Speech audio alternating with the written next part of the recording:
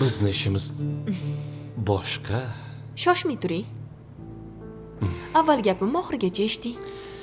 Qanaqadir qiz haqida gapirayotgandinglar. Tergovga chaqirishibdimi? Mabodo xabaringiz yo'qmi?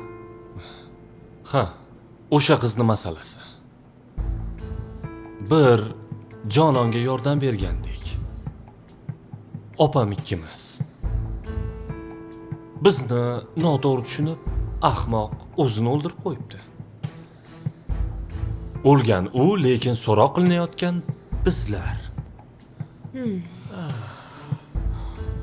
Rahima opani aytishicha, o'sha kuni siz bilan qiz shu uyda bo'lgan ekansizlar. Ha, shunaqa bo'lgandi. Qushchani opam qafasga soldi. Uni qo'ynida esa biz rohatlandik. Lekin rosti ham yovvoyi mushuk ekan. Boshda qarshilik qildi. Lekin menga kuchi yetarmidi. O'sha kuni o'zi nimalar bo'lganda?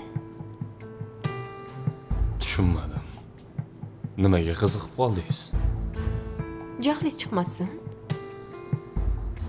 Nima? Mendan sir yashiryapsizmi? Shunchaki so'radim. Jonim, men sizdan nimaga sir yashirar ekanman? Yaxshi, unda ayta qoling. Shunchaki o'sha qizni taqdiriga qiziqib qoldim.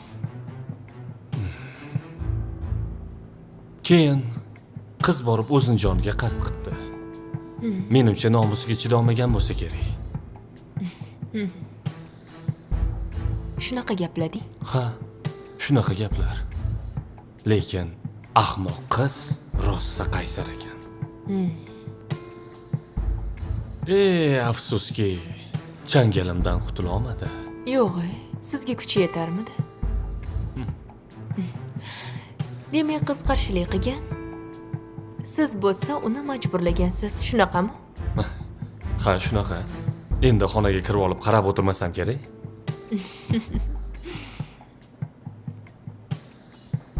Bechora qiz. Siz va Rahimani qurboni bo'pti-da. Bu nima deganingiz? Bu kecha savollaringiz tugaydimi? Tugaydi.